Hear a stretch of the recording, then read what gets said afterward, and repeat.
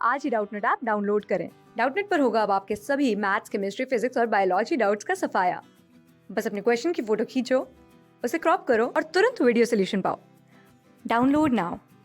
Hello guys, so we were studying plant growth and development. Okay, इस chapter के already 2 parts हमने study कर लिए हैं। लास्ट पार्ट में हमने देखा था ग्रोथ रेट्स के बारे में, कौन कौन से अपने ग्रोथ रेट्स होते हैं, जैसे कि अर्थमेटिक हो गया, ज्योमेट्रिकल हो गया। ओके, फिर हमने देखा था कंडीशंस कौन से रिस्पॉन्सिबल होती हैं फॉर ग्रोथ। ओके, फिर हमने डिफरेंट टाइप ऑफ टर्म्स के बारे में स्टडी करा था कि रीडिफरेंशिएशन क्या होता है, डिफरेंशिएशन, डी डिफरेंशिएशन क्या होता है। अब हमारा यहाँ पे एक टॉपिक है, वो है क्या, डेवलपमेंट। ठीक है, तो बेसिकली ये भी बहुत इजी टॉपिक है। इसमें एक ही इंपॉर्टेंट टर्म है या समझने वाली चीज़ है, और वो है प्लास्टिसिटी। प्लास्टिसिटी क्या होता है वो आपको समझना है। उसके बाद हम स्टार्ट करेंगे इसी वीडियो के अंदर प्लांट ग्रोथ रेगुलेटर्स। अब बेसिकली आप कह सकते हैं कि ये जो अपना चैप्टर है वो यहीं से स्टार्ट कर रहा है। ठीक है, क्योंकि इस चैप्टर के क्वेश्चन आप उठा के देखेंगे प्रीवियस ईयर के, तो आउट ऑफ 100 क्वेश्चन 90 और वी कैन से 80 to 90 क्वेश्चन आपको इस टॉपिक से मिलेंगे। ओके, तो अब आते हैं हम यहाँ पे डेवलपमेंट वाले पोर्शन पे। तो देखो, अब डेवलपमेंट जो है वो इंक्लूड करता है ऑल द चेंजेस जो ऑर्गेनिज्म के अंदर होते हैं ड्यूरिंग इट्स लाइफ साइकिल, यानी कि जैसे जर्मिनेशन ऑफ सीड से लेके टू सेनेसेंस। अब सेनेसेंस अगर किसी को नहीं पता है, उसका मतलब होता है एजिंग और we can say ultimately death. तो जब वो एज कर रहा है, जब वो ग्रो कर रहा है, तो उसके अंदर जो भी चेंजेस आ रहे हैं ड्यूरिंग लाइफ साइकिल, वो क्या है, डेवलपमेंट। अब यहाँ पे क्या क्या रखा है इन्होंने, नीचे एक डायग्राम बना रखा है। ठीक है, और उस डायग्राम में हमें दिखा रखा है डायग्रामेटिक रिप्रेजेंटेशन, बेसिकली कि डेवलपमेंट जो है वो होता कैसे। ओके, तो अब यहाँ पे देखो, सबसे पहले अपना मेरिस्टेमेटिक सेल दे रखा है। ठीक है, अब मेरिस्टेमेटिक सेल जो है उसके अंदर यहाँ पे लिखा है एक टर्म प्लाज्मेटिक ग्रोथ। अब यही एक यहाँ पे बस इंपॉर्टेंट टर्म है, बाकी सब कुछ हमने समझ लिया है। क्या, डिफरेंशिएशन भी समझ लिया है। ठीक है, मैचुरेशन, इलॉन्गेशन वाला फेज भी समझ लिया है।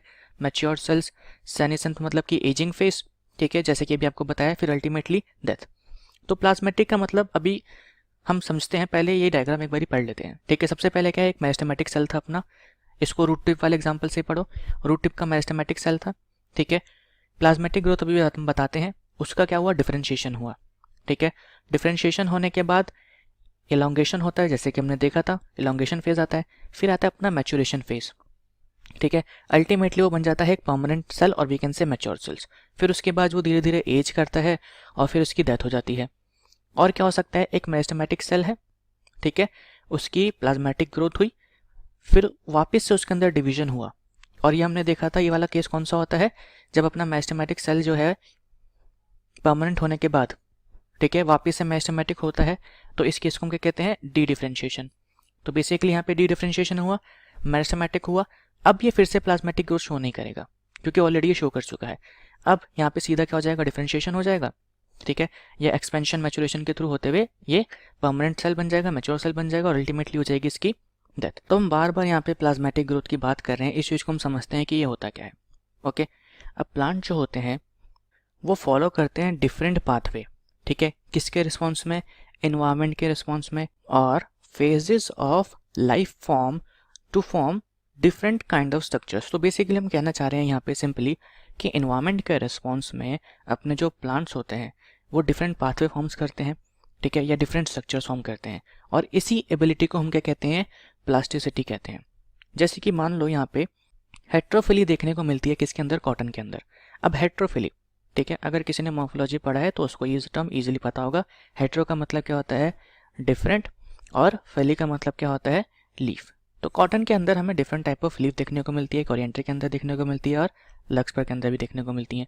जैसे कि यहाँ पे देखो, ये है अपना लक्सपर, और उसके अंदर आप देख रहे हैं ये जुवेनाइल और अडल्ट लीफ। तो बेसिकली ये जो लीफ चेंजेस हुए हैं ये किसके बेसिस पे हुए हैं, इन्वायरमेंटल फैक्टर्स की वजह से। ठीक है, यहाँ पे कोरिएंडर के अंदर भी देखने को मिलता है और कॉटन के अंदर भी देखने को मिलता है। तो आपको ये तीनों एग्जाम्पल याद रखने। एग्जाम में सिंपली ये क्वेश्चन आता है, देखो, असर्शन और रीजन बेसिस पे, या नॉर्मली भी आ सकता है कि भैया अपना जो कॉटन है या कोरिएंडर है उसके अंदर आपको हेट्रोफिलिक कंडीशन देखने को मिलती है। ठीक है, वो कौन सा फिनोमेना है, या बेसिकली वो कौन सा फिनोमेना को रिप्रेजेंट करता है, प्लास्टिसिटी या डी डिफरेंशिएशन। डी डिफरेंशिएशन तो आप किस पे मार्क करेंगे, प्लास्टिसिटी। या पूछ सकते हैं इस टाइप ऑफ ग्रोथ को हम क्या कहते हैं, तो प्लाज्मेटिक ग्रोथ कहते हैं। ठीक है, ऐसे ही नीचे वाले केस में देखो, ये अपना डायग्राम है बटर कप का। तो बटर कप बेसिकली जब वाटर में होता है तो उसकी लीफ ऐसी होती है। ठीक है, जब टेरेस्ट्रियली यानी कि वाटर से बाहर निकल जाता है उसका पोर्शन, तो लीव्स उसकी ऐसी हो जाती है। ओके, तो उसको भी हम स्टडी कर लेते हैं। यहाँ पे देख सकते हैं क्या कि on the other hand difference in shape of leaf produced in air and those produce in water in buttercup, वो भी रिप्रेजेंट करती हैं क्या, हेटेरोफाइलस डेवलपमेंट। और ये भी किस वजह से होता है, एनवायरमेंट की वजह से होता है, ठीक है। और ये सारे फिनोमेना जो है हेटेरोफिली के किसके एग्जाम्पल हैं, प्लास्टिसिटी के। अब ऐसा क्यों है, देखो वाटर के अंदर क्या है कि अगर इसकी लीफ के बीच में स्पेस नहीं होगा तो वाटर बेसिकली पेनिट्रेट करके नहीं जा पाएगा लीफ को, यानी कि वाटर लीफ के थ्रू क्रॉस होकर नहीं जा पाएगा, ओके। तो लीव्स पे क्या पड़ेगा, प्रेशर पड़ेगा, जिसकी वजह से लीव्स जो हैं वो टूट सकती हैं। लेकिन अब टेरेशियल हैबिटेट में, यानी कि जब वाटर से वो बाहर निकल चुकी हैं, तो अब ऐसा कोई वाटर वगैरह को फ्लो करना नहीं है, विंड तो बहुत ईजिली निकल के जा सकती है, ठीक है। तो ये इस वजह से चेंजेस होते हैं, ओके। मोर ओवर वाटर के अंदर इतनी सनलाइट नहीं जा पाती, इसलिए लीव्स का साइज़ भी कम है, ताकि सनलाइट ज़्यादा नहीं जा रही तो कुछ फ़ायदा नहीं है कि लीफ का साइज़ बड़ा कर दो, क्योंकि फोटोसिंथेसिस तो वैसे परफॉर्म नहीं कर पाएंगे। टेरेशियली जब आ जाएंगी तो सनलाइट डायरेक्टली पड़ेगी, फोटोसिंथेसिस ज़्यादा अच्छे से परफॉर्म कर पाएंगे, ठीक है। एक और एग्जांपल हम देते हैं, ये है किसका, लिम्नोफिली का, ठीक है। यहाँ पे देखो वाटर के अंदर इसकी लीफ कैसी है, डाइसेक्टेड है, जैसे कि हम देख सकते हैं, ठीक है। और एरियल लीफ कैसी है, नॉर्मल है, जस्ट लाइक बटरकप, ठीक है। तो इसका एग्जाम्पल भी आप याद रख लेना, क्या है इसका एग्जाम्पल, लिम्नोफिला, ये हम एनसीईआरटी पे लिख देते हैं। तो एक हो गया लिम्नोफिला, ठीक है। बताने का एक रीज़न है क्योंकि एग्जाम में इसके ऊपर क्वेश्चन आया हुआ है। तो बेसिकली डेवलपमेंट में आपको सिर्फ एक ही टर्म याद रखना था, वो था प्लास्टिसिटी, ओके। अब आते हैं हम नेक्स्ट पैराग्राफ पे। तो यहाँ पे क्या कह रहे हैं कि ग्रोथ जो था अपना, डिफरेंशिएशन हो गया, डेवलपमेंट जो होते हैं आपस में क्लोजली रिलेटेड है, ठीक है। डेवलपमेंट जो होता है कंसिडर करा जाता है उसको क्या, सम ऑफ ग्रोथ एंड डिफरेंशिएशन। अब ये हो सकता है एग्जाम में पूछ ले जाए कि डेवलपमेंट जो है, ठीक है, वो अपना किसका सम है, तो ग्रोथ प्लस डिफरेंशिएशन, ठीक है। और डेवलपमेंट जो होता है प्लांट्स के अंदर वो डिपेंड करता है किसके ऊपर, इंट्रिंसिक फैक्टर्स और एक्सट्रिंसिक फैक्टर्स। अब बात करते हैं इंट्रिंसिक फैक्टर्स की, तो ये क्या इंक्लूड करते हैं, जेनेटिक फैक्टर्स हो गए, ठीक है, और अपने प्लांट ग्रोथ रेगुलेटर्स हो गए, ये भी हम देखेंगे कैसे अपने प्लांट की ग्रोथ को इफेक्ट करते हैं, ओके। और फिर होते हैं अपने कौन से, स्ट्रेंथनिंग फैक्टर्स, जो इंक्लूड करते हैं क्या, टेम्परेचर, वाटर, ऑक्सीजन, न्यूट्रिशन, ये हमने ऊपर स्टडी करा था, ग्रेविटी वगैरह, ओके। अब फाइनली हम स्टार्ट करते हैं अपना main portion, plant growth regulators. अब देखो अपने प्लांट ग्रोथ रेगुलेटर्स जो हैं basically they are simple small molecules, ठीक है, ऑफ डाइवर्स केमिकल कंपोजिशन। अब इसके अंदर हमें क्या क्या देखने को मिल सकता है, इंडोल कंपाउंड्स, ठीक है, एडेनाइन के डेरिवेटिव्स देखने को मिलते हैं, कैरोटीनॉइड्स के डेरिवेटिव देखने को मिलते हैं। और प्लांट ग्रोथ रेगुलेटर्स जो होते हैं इनको क्या क्या कह सकते हैं आप, प्लांट ग्रोथ सब्सटेंस कह सकते हैं, प्लांट के हार्मोन्स भी कह सकते हैं, और फाइटो हार्मोन्स भी कह सकते हैं, ठीक है। तो इसके बेसिकली 4 नाम हो गए, PRG, PGS, plant hormone and phyto hormones. अब इम्पॉर्टेंट यहाँ पे क्या है कि प्लांट ग्रोथ हार्मोन्स जो होते हैं, ठीक है, इनको 2 बेसिस पे डिवाइड कर रखा है, या 2 ग्रुप्स में डिवाइड कर रखा है। एक ग्रुप जो होता है प्लांट ग्रोथ रेगुलेटर्स का, वो इन्वॉल्व होता है किसके अंदर, ग्रोथ में, प्रमोट करता है एक्टिविटीज जैसे कि सेल डिवीजन हो गया, सेल एनलार्जमेंट हो गया, ठीक है, pattern formation, topic growth, flowering, fruiting, seed formation. इसको हम क्या कहते हैं, प्लांट ग्रोथ प्रमोटर्स, ठीक है। प्लांट की ग्रोथ को क्या कर रहे हैं, प्रमोट कर रहे हैं, इंक्रीज कर रहे हैं, इसलिए इसको हमने क्या कह दिया, प्लांट ग्रोथ प्रमोटर्स। इसमें क्या क्या आता है, ऑक्सिन, गिबरलिन एंड साइटोकाइनिन। दूसरा ग्रुप जो होता है अपना, वो प्ले करता है इंपॉर्टेंट रोल किसके अंदर, plant response to wound, stress of biotic and abiotic origin, ठीक है। They are involved in various inhibiting activities such as dormancy and abscission. तो अब ये क्या कर रहे हैं, बेसिकली ग्रोथ को इनहिबिट कर रहे हैं, तो ये क्या हो जाएंगे अपने प्लांट ग्रोथ इनहिबिटर्स हो जाएंगे, ठीक है। और इसके अंदर कौन सा आता है अपना, तो यहाँ पे आता है एब्सिसिक एसिड, ओके। अब एक अपना लास्ट प्लांट ग्रोथ हार्मोन है जिसका नाम क्या है, इथाइलिन। तो इथाइलिन जो है वो किसी भी कैटेगरी में फिट नहीं करता, क्यों, क्योंकि आप इसके फंक्शंस देखेंगे या फिजियोलॉजिकल इफेक्ट्स देखेंगे तो ये ग्रोथ प्रमोट भी करता है, इनहिबिट करता है, दोनों काम करता है। बट कह सकते हैं कि आप 100% में से 60% ये क्या करता है, इनहिबिट करता है। तो लार्जली क्या है, ये एक इनहिबिटर है। तो एग्जाम में अगर पूछा जाए कि भाई इथाइलिन जो है अपना वो क्या है, ग्रोथ प्रमोटर है, जैसे मान लो यहाँ पे दे रखा है क्या, प्रमोटर, ओके, यहाँ पे दे रखा है इनहिबिटर, और यहाँ पे दे रखा है क्या, both A and B, okay. तो बोथ ए एंड बी दे रखा है तो अपना आंसर क्या हो जाएगा, बोथ ए एंड बी। थोड़ा दिमाग लगा के एग्जाम में आंसर को मार्क करते हैं, ओके। और अगर हमें क्या दे रखा है, सिर्फ प्रमोटर, इनहिबिटर या कह सकते हैं नन ऑफ द अबव, और तीसरा कोई और ऑप्शन है। तो अब हमने क्या पढ़ा अभी कि लार्जली क्या है, इनहिबिटर है। तो आपका आंसर भी क्या होना चाहिए कि ये एक इनहिबिटर है। इस केस में हम प्रमोटर को मार्क नहीं कर सकते, ठीक है। तो सिचुएशन के अकॉर्डिंग हमें ऑप्शंस को मार्क करना पड़ता है। ओके, तो फाइनली अब हम स्टार्ट करेंगे discovery of plant growth regulators. देखो एनसीईआरटी से हम पढ़ सकते हैं इस टॉपिक को, लेकिन एनसीईआरटी अपना सफिशिएंट नहीं है इस टॉपिक के लिए बिल्कुल भी, ठीक है, क्योंकि एग्जाम में क्वेश्चंस थोड़े एनसीईआरटी से अलग आए हैं, पूछा गया डिफरेंट टाइप ऑफ क्वेश्चंस जो एनसीईआरटी में नहीं दे रखे हैं। इसलिए हमने एनसीईआरटी और डिफरेंट बुक्स से नोट्स प्रिपेयर करें, तो हम डायरेक्टली इस वाले टॉपिक को यानी कि डिस्कवरी हो गया और अपने चारों हार्मोन्स को वहीं से कवर करेंगे, ठीक है। तो सबसे पहले हम स्टार्ट करते हैं ऑक्सीजन से। तो देखो टॉपिक स्टार्ट करने से पहले मैं फिर से बोल रहा हूँ, इसके अलावा आपको कुछ पढ़ने की ज़रूरत नहीं है, ठीक है। इसमें अपना एनसीईआरटी कवर्ड है। अगर आपने ऑलरेडी एनसीईआरटी पढ़ रखी है तो बहुत अच्छी बात है, और इसको पढ़ेंगे आप फिर से तो जो एक्स्ट्रा इन्फॉर्मेशन है यहाँ पे वो भी कवर हो जाएगी, ठीक है। अब ये देखने में बहुत बड़ा लगेगा, लेकिन इसमें से भी हमें सारा नहीं पढ़ना, हम इसमें से भी इंपॉर्टेंट चीज़ें देखेंगे, ठीक है। तो स्टार्ट करते हैं। सबसे पहले यहाँ पे पूछ रखा है, बोला है कि ऑक्सीजन, तो ऑक्सीजन जो है अपना वो ड्राइव किया गया है किससे, ऑक्सिम वर्ड। अब ऑक्सिम का मतलब क्या होता है, ग्रो होता है। तो सिंपल सा क्वेश्चन एग्जाम में आ सकता है कि भैया ऑक्सिम का मतलब बताओ, या ऑक्सीजन जो वर्ड है वो किससे ड्राइव किया गया है, ठीक है। दूसरी बात, अपना ऑक्सीजन जो था वो फर्स्ट हार्मोन था टू बी डिस्कवर्ड, ठीक है। तो अब हम आ चुके हैं किस पे, डिस्कवरी पे। और किसने सबसे पहले डिस्कवर करा, तो चार्ल्स डार्विन और उनके सन जो थे, उन्होंने क्या देखा कि जब कॉलिपेटाइल टिप होती है किसकी, कैनरी ग्रास की, तो जब लाइट का स्टिमुलस परसीव करती है तो बेंड करती है किसके रिस्पॉन्स में, लाइट के रिस्पॉन्स में, ठीक है। बट ये जो बेंडिंग हो रहा है वो प्रोड्यूस होता है at distance in growth zone. जैसे कि मान लो यहाँ पे अपना कॉलिपेटाइल का टिप है, इसको इरेज करते हैं, ये अपना कॉलिपेटाइल आएगा, सबको पता ही होगा, ठीक है। शूट एपेक्स की जो कवरिंग होती है उसको हम क्या कहते हैं, कॉलिपेटाइल कहते हैं, है ना। तो जब उसकी टिप पे लाइट का स्टिमुलस आया तो हमने क्या देखा कि ये बेंड करा, लेकिन बेंडिंग जो है वो टिप से थोड़े डिस्टेंस पे हुई थी, यानी कि यहाँ पे मान लो, क्योंकि अगर टिप पे बेंडिंग होती तो टिप कैसा हो जाता है, ऐसा होकर ऐसे बेंड कर जाता। लेकिन हमने क्या देखा कि बेंडिंग जो है वो कैसे हो रही है, वो हो रही है ऐसे। इसको भी हम डायग्राम में भी देखेंगे, यानी कि टिप अपना नॉर्मल था, बेंडिंग जो है थोड़ा डिस्टेंस पे हो रही है, यानी कि इस साइड हो रहा है, ओके। इसका आंसर भी हमें मिल चुका है। कौन से पार्ट में बेंडिंग होती है, सब एपिकल पार्ट में, एपिकल से नीचे वाले पार्ट में। तो ये भी एक क्वेश्चन बन चुका है कि बेंडिंग कौन से पोर्शन में होती है ऑक्सीजन के केस में।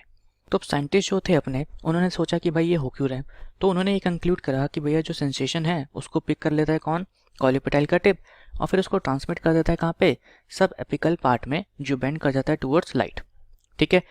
अब उसके बाद ये जो हो रहा था सब कुछ बेंडिंग वगैरह, इसको देखने के लिए बहुत सारे एक्सपेरिमेंट परफॉर्म करे गए, ठीक है। कुछ एक्सपेरिमेंट में क्या करा, कॉलिपेटाइल जो था उसका टिप ही रिमूव कर दिया, तो देखा कि भाई जो बेंडिंग जो हो रही थी अब नहीं हो रही है। क्यों, क्योंकि कॉलिपेटाइल ने लाइट का स्टिमुलस परसीव ही नहीं करा, तो बेंडिंग भी नहीं होगी, ठीक है। फिर क्या करा, कॉलिपेटाइल के टिप को कवर कर दिया बाय ओपेक टिन फॉइल, तो फिर से उसने लाइट का स्टिमुलस परसीव नहीं करा, फिर से बेंडिंग नहीं हुई, ठीक है।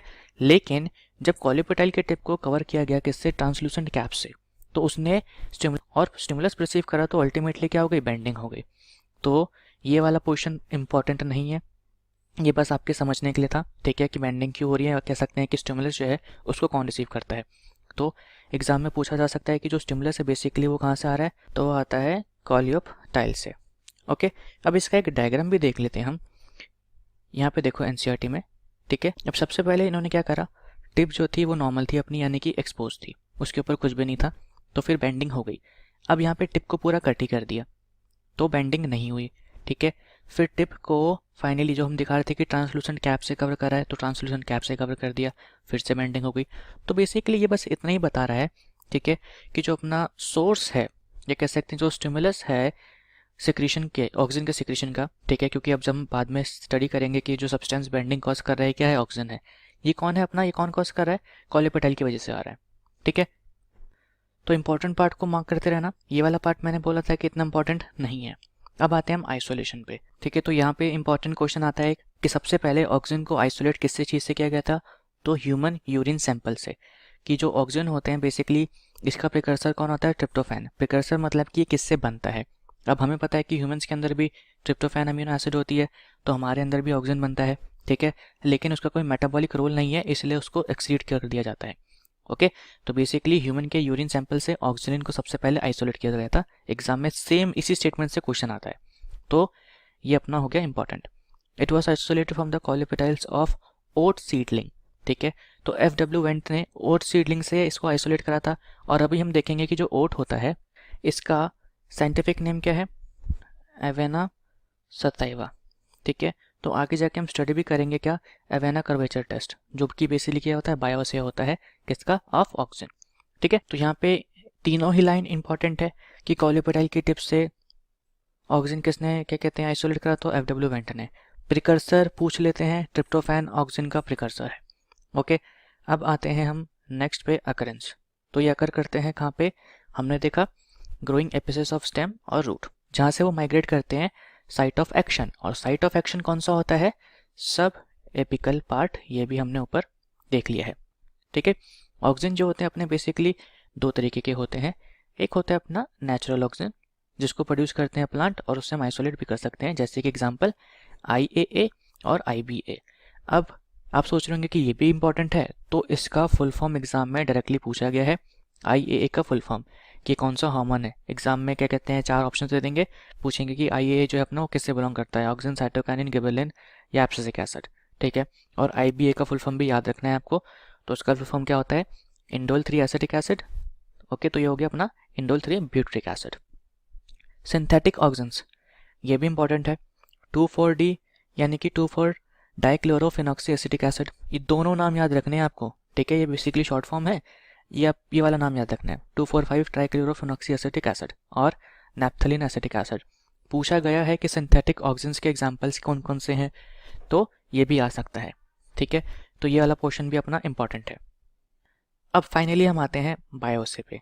बायोअसे का मतलब क्या होता है कि जब आप किसी सब्सटेंस का टेस्ट करते हैं कि किस बेसिस पे कि वो क्या रिस्पॉन्स कॉज कर रहा है लिविंग प्लांट के अंदर, जैसे कि मान लो अपना ऑक्सीजन ही है। ठीक है, अब ऑक्सीजन क्या करता है, बेंडिंग करता है। ठीक है, किसकी, टिप ऑफ कॉलिपेटाइल्स की। तो बेसिकली ये क्या है, अब उसका बायोअसे करने के लिए, उसका इफेक्ट टेस्ट करने के लिए हम क्या करेंगे, जिसकी वो बेंडिंग कर रहा है उसके बारे में स्टडी करेंगे। जैसे कि हमने देखा था ऊपर कि भाई वो अपना ओट के कॉलिपेटाइल्स की बेंडिंग कर रहा है, तो ओट को हमने क्या कहा था, एवेना सटाइवा। तो एवेना का वेचर टेस्ट हो जाएगा, बायोअसे हो जाएगा। अभी कह रहे हैं कि रूट ग्रोथ इनहिबिशन टेस्ट, हम इसके फंक्शन में आगे जाके देखेंगे कि जो रूट की ग्रोथ होती है, ठीक है, उसको थोड़ा सा इनहिबिट करता है। तो कहीं ना कहीं अगर आप रूट ग्रोथ के ऊपर स्टडी करेंगे और वहाँ पे देखेंगे कि भाई ये कौन कर रहा है, तो आपको क्या पता लगेगा कि ऑक्सीजन का इफेक्ट है। ओके, तो बेसिकली अब जो अपने बायोसेज होते हैं उनसे हमें क्या पता लग रहा है कि इसका इफेक्ट क्या है, इसका रिस्पॉन्स क्या है लिविंग प्लांट के ऊपर या उसके किसी पार्ट के ऊपर। अब बायोअसे इतना इंपॉर्टेंट क्यों है, क्योंकि एग्जाम में डायरेक्टली पूछा गया है कि बायोअसे ऑफ ऑक्सीजन कौन सा है, Avena curvature test, root growth inhibition test. ठीक है, 2-3 एग्जाम्पल और दे देते हैं और बोलते हैं बोथ A एंड B, तो आपका आंसर क्या हो जाएगा, both A and B। Okay, तो आई सजेस्ट यू कि अगर आप स्टडी कर रहे हैं इसके तो साथ साथ नोट्स भी बनाते रहिए। ठीक है, क्योंकि जो जो वहाँ पे हमको बता रहे हैं कि इंपॉर्टेंट है वो एग्जाम में पूछा गया है या पूछा जा सकता है। नेक्स्ट फर्दर एक्सपेरिमेंट्स पे मूव करते हैं। बॉयसन और जेंसन ने क्या ऑब्जर्व करा, जब कॉलिपेटाइल्स के टिप को डिकैपिटेट कर दिया, या कह सकते हैं रिमूव कर दिया, तो ना तो वो ग्रो करी ना ही वो लाइट के टुवर्ड्स बेंड करी, यानी कि उन्होंने फोटोट्रॉपिज्म शो नहीं करा। फोटोट्रॉपिज्म अभी सिंपल समझ लो कि जब लाइट के टुवर्ड्स मूवमेंट होता है, यानी कि लाइट से मूवमेंट स्टिमुलेट होता है प्लांट को, उसको हम फोटोट्रॉपिज्म कहते हैं। ठीक है, इसको मूवमेंट वाले टॉपिक में अलग से स्टडी करेंगे। बट और क्या ऑब्जर्व करा उन्होंने कि नॉर्मल बेंडिंग अकर हुआ कब, जब जो कट ऑफ टिप था उसको रिप्लेस कर दिया with an intervening block of gelatin. ठीक है, अब आप सोच रहे होंगे कि यार जेलेटिन से कैसे स्टिमुलस ट्रांसफर हो गया, तो बेसिकली एनसीईआरटी में भी ये डेफिनेशन दे रखी है, लाइन दे रखी है, थोड़ी पढ़ने में कंफ्यूजिंग है। इन्होंने क्या करा, सबसे पहले देखो, मान लो अपना ये कोई सीडलिंग है, ठीक है, तो अब इसके टिप को काट दिया। काटने के बाद क्या करा उन्होंने, बीच में यहाँ पे इसको हम इरेज करते हैं, ये काटने के बाद यहाँ पे एक जेलेटिन ब्लॉक रख दिया और फिर से ऊपर से टिप प्लेस कर दिया। तो अब इन्होंने क्या ऑब्जर्व करा कि भाई फिर से बेंडिंग हो रहा है। ठीक है, यानी कि फिर से बेंडिंग हुआ, तो अब क्या होगा कि ये जो जेलेटिन ब्लॉक था उसके अंदर अपना ऑक्सीजन बेसिकली आ गया, क्योंकि अब जेलेटिन ब्लॉक से होके मूव करा तो उसके अंदर भी थोड़ा ऑक्सीजन आ गया, तो ऐसे भी कहीं ना कहीं इसका आइसोलेशन हुआ। ओके, तो ये इंपॉर्टेंट नहीं है इतना। ए पॉल ने डेमोन्स्ट्रेट क्या करा कि कोलिपेटाइल जो होती हैं वो बैंड करती है even in dark after certain treatments, तो ये भी इंपॉर्टेंट नहीं है। इंपॉर्टेंट है एफ डब्ल्यू वेंट का एक्सपेरिमेंट, जो कि हमने बताया था क्या, एवेना कर्वेचर टेस्ट। इन्होंने क्या करा कि जो अपने कोलिपेटाइल्स थे उनकी टिप्स को रिमूव करा और अगर ब्लॉक्स पे प्लेस कर दिया, ठीक है, और थोड़े आर तक क्या करा, जो वहाँ का बेसिकली केमिकल इन्फ्लुएंस था उसको डिफ्यूज़ होने दिया अगर ब्लॉक के ऊपर, ठीक है। अब इस मेथड से इन्होंने क्या करा, ऑक्सीजन को आइसोलेट कर लिया किसके अंदर, अगर के अंदर। अब इन्होंने इन अगर ब्लॉक्स को प्लेस करा जो फ्रेशली डिकैपिटेटेड टिप्स थी, ठीक है, और उन्होंने क्या ऑब्जर्व करा कि जो अपनी कोलिपेटाइल जो थी वो ग्रो कर रही थी या बेंट अवे कर रही थी from the side on which block was placed, ठीक है। इसको अभी हम डायग्राम के हेल्प से समझेंगे और क्लियर हो जाएंगी चीज़ें। और फिर क्या था कि जो डिग्री ऑफ कर्वेचर जो था वो डायरेक्टली प्रोपोर्शनल था किसके, कंसंट्रेशन ऑफ केमिकल इन्फ्लुएंस, यानी कि जितना ज़्यादा ऑक्सीजन उतना ज़्यादा केमिकल इन्फ्लुएंस, ठीक है। और वेंट ने नेम करा इस chemical influence responsible for phototropic response as auxin. अब एक और इम्पॉर्टेंट क्वेश्चन कि ऑक्सीजन का डिस्कवरी बेसिकली किसने करा, वेंट ने करा, ठीक है। देखो, hence Went is credited with the discovery of auxins. तो ये बहुत इंपॉर्टेंट क्वेश्चन है। इस पैराग्राफ में आपको कुछ भी याद नहीं रखना, बस एक चीज़ याद रखनी है और वो क्या है कि ऑक्सीजन का डिस्कवरी किसने किया। बहुत सारे साइंटिस्ट का नाम हमने पढ़ लिया, ठीक है, लेकिन आंसर क्या निकला अपना, एफ.डब्ल्यू. वेंट ने। तो अब हम इसको एक डायग्राम के हेल्प से भी समझ लेते हैं। यहाँ पे देखिए, ये है अपना डायग्राम, ठीक है। तो इन्होंने सबसे पहले ये टिप्स को रिमूव कर दिया, उसको प्लेस कर दिया किसके ऊपर, अगर ब्लॉक के ऊपर। अब अगर ब्लॉक के अंदर ये केमिकल इन्फ्लुएंस आ गया, ठीक है। अब इन्होंने इस ब्लॉक को सिर्फ एक साइड पे प्लेस करा, यहाँ पे आप देख सकते हैं सिर्फ एक साइड पे प्लेस करा, ठीक है। तो अपनी जो बेंडिंग है वो किस डायरेक्शन में हो रही है, जहाँ पे ब्लॉक है उसके अपोजिट वाले डायरेक्शन में। ऐसा क्यों, क्योंकि इस डायरेक्शन में अपना ब्लॉक रखा है, ठीक है। ब्लॉक के अंदर ऑक्सीजन थे, तो लाइट के पड़ते ही, मतलब कह सकते हैं अगर ब्लॉक ने स्टिमुलस कर लिया सेम कोलिपेटाइल की टिप की तरह, और ऑक्सीजन यहाँ से ट्रैवल करके कहाँ पे चला गया, सब एपिकल पार्ट पे। यहाँ पे इसने सेल्स को इलोंगेट करा। अब क्योंकि ये ब्लॉक पूरे में नहीं था तो सेल्स का इलोंगेशन सिर्फ इस साइड हुआ, ठीक है, यहाँ पे हुआ नहीं, तो अपना बेंड जो हुआ इस डायरेक्शन में हुआ, ठीक है। यहाँ पे देखो, यहाँ पे ब्लॉक इस साइड प्लेस करा है तो ऑक्सीजन अपना यहाँ पे रिलीज हुआ, ठीक है, यहाँ के सेल्स को इलोंगेट करा। अब यहाँ पे सेल्स नॉर्मल लेंगे, इलोंगेट नहीं करेंगे, तो फिर से जो बेंड हुआ वो किस डायरेक्शन में हुआ, अपोजिट डायरेक्शन में हुआ, ठीक है। तो उसी को यहाँ पे थोड़ा जूम करके दिखा दिया है कि ये जो अपने रेड डॉट्स हैं ये क्या रिप्रेजेंट कर रहे हैं, ये कर रहे हैं ऑक्सीजन, ठीक है। ऑक्सीजन ने क्या करा, सेल्स का इलोंगेशन कर दिया, जिसकी वजह से जो बेंडिंग है वो अगर ब्लॉक के अपोजिट वाली डायरेक्शन में हो रही थी, ठीक है।